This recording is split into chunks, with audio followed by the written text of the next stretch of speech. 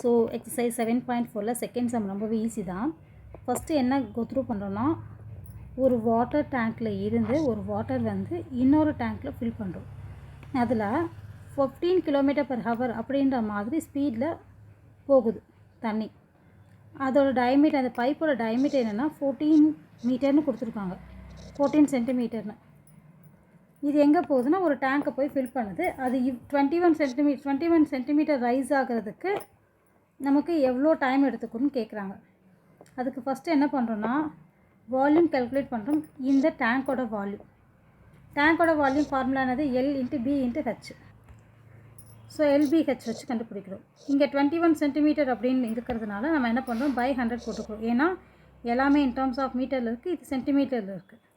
Okay, next இதோட volume, அதாவது பைப்போட volume எப்படி கண்டுபிடிக்கணும்? பைப்புக்கு ஹைட்டே கொடுக்கலையே. பைப் வந்து என்ன ஷேப்பில் இருக்கும்? சிலிண்டர் ஷேப்பில் இருக்கும். நம்ம என்ன பண்ண போகிறோம்னா, இந்த 15 கிலோமீட்டர்ஸை நம்ம இமேஜின் பண்ணி ஹைட்டுன்னு நினச்சிக்க போகிறோம்.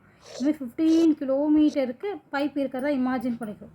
ஏன்னா இப்போ ஹவருக்கு 15 கிலோமீட்டர் ட்ராவல் பண்ணணும்னு சொல்லியிருக்காங்களா. ஸோ அப்போ 15 கிலோமீட்டர்ஸ் தான் நம்மளோட பைப்போட லென்த் அப்படின்னு இமேஜின் பண்ணிக்கிறோம். ஸோ 14 சென்டிமீட்டர் வந்து இருக்கும் ரேடியஸ். அப்போ இதை வந்து வால்யூமாக கால்குலேட் பண்ணுறோம்.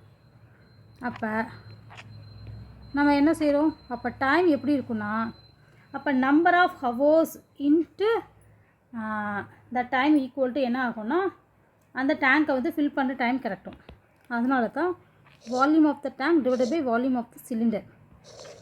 ஓகேவா?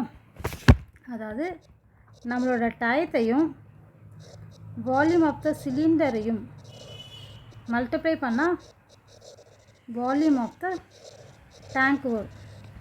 நமக்கு டைம் தான் தேவை. அதனால தான் வால்யூம் ஆஃப் த சிலிண்டர் என்ன ஆயிடுது, ஆட்டோமேட்டிக்காக டினாமினேட்டரில் போயிடுது. அப்போ நம்ம டிவைட் பண்ணாது. ஓகே, சரி, வால்யூம் ஆஃப் த சிலிண்டருக்கு என்ன ஃபார்முலா? πr²h. ஆரோட வேல்யூ 7. ஹைட் வந்து 15 கிலோமீட்டர் இருக்கு இல்லையா. So 1 kilometre equal to 1000 metre. Then 1 metre equal to 100 centimetres. எல்லாமே இன் டர்ம்ஸ் ஆஃப் சென்டிமீட்டர்ஸாக கன்வெர்ட் பண்ணிவிட்டு சால்வ் பண்ணியிருக்கோம்.